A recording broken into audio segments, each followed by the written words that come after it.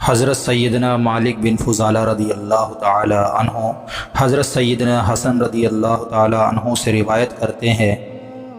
سابقہ امتوں میں عقیب نامی ایک بزرگ لوگوں سے الگ تھلگ ایک پہاڑی پر اللہ عز و جل کی عبادت کیا کرتے تھے۔ ایک مرتبہ انہیں خبر ملی کہ قریب ہی شہر میں ایک ظالم و جابر بادشاہ ہے جو لوگوں پر بہت ظلم کرتا ہے اور بلا وجہ ان کے ہاتھ، پاؤں اور ناک، کان وغیرہ کاٹ ڈالتا ہے۔ جب آپ رحمۃ اللہ علیہ کو یہ اطلاع ملی تو آپ رحمۃ اللہ علیہ کے اندر امر بالمعروف و نہی عن المنکر یعنی نیکی کی دعوت دینے اور برائی سے منع کرنے کا عظیم جذبہ شدت سے ابھرا اور اپنے آپ سے کہنے لگے، مجھ پر یہ لازم ہے کہ میں اس ظالم کو اللہ عز و جل سے ڈرنے کی تلقین کروں اور اسے عذاب الہی عز و جل سے ڈراؤں۔ چنانچہ آپ امر بالمعروف و نہی عن المنکر کے عظیم جذبے کے تحت پہاڑ سے اترے اور اس ظالم حکمران کے پاس پہنچ کر اس سے بڑے ہی جرأت مندانہ انداز میں فرمایا، تو اللہ عز و جل سے ڈر۔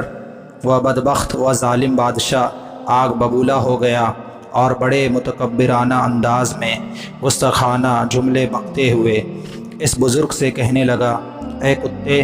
تیرے جیسا حقیر شخص مجھے اللہ عز و جل سے ڈرنے کا حکم دے رہا ہے، میں تجھے اس گستاخی کی ضرور سزا دوں گا اور تجھے ایسی سزا دوں گا کہ آج تک دنیا میں ایسی سزا کسی کو نہیں دی گئی ہوگی۔ پھر اس ظالم نے حکم دیا کہ اس کے قدموں سے اس کی کھال اتارنا شروع کرو اور سر تک اس کی کھال اتار لو تاکہ یہ دردناک عذاب میں مبتلا ہو اور اس کی روح تڑپ تڑپ کر تن سے جدا ہو۔ حکم پاتے ہی جلاد آگے بڑھے، اس عظیم مبلغ کو پکڑ کر زمین پر لٹایا اور اس کے قدموں سے کھال اتارنا شروع کر دی۔ وہ صبر و شکر کا پیکر بنے رہے، زبان سے اف تک نہ کہا، لیکن جب ان کی کھال پیٹ تک اتار لی گئی تو درد کی شدت سے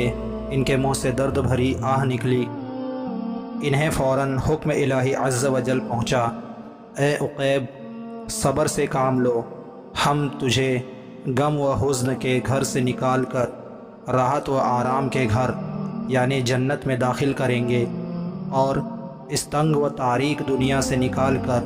وسیع و عریض جنت میں داخل کریں گے۔ حکم الہی پا کر وہ عظیم مبلغ خاموش ہو گئے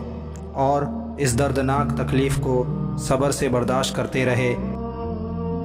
جب ظالموں نے ان کی کھال چہرے تک اتار لی تو شدت درد سے دوبارہ ان کے منہ سے بے اختیار درد بھری آہ نکلی۔ انہیں حکم الہی پہنچا، اے عقیب، تیرے اس مصیبت پر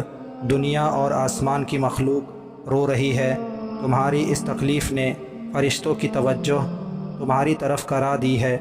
اگر تو نے تیسری مرتبہ بھی ایسے ہی پردرد آہ بھری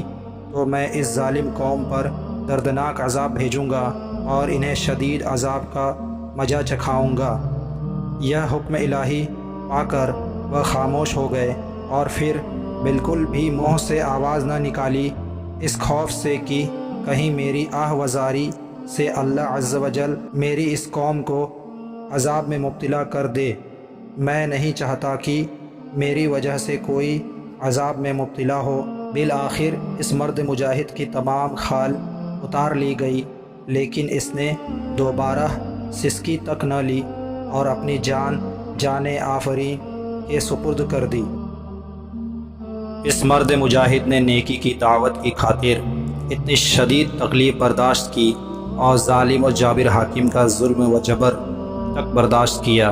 اور انہوں نے اس کے سامنے حق بات کہہ کر جہاد اکبر کیا۔ پھر امت کی خیر خواہی کی خاطر شدید تکلیف کے باوجود اف تک نہ کہا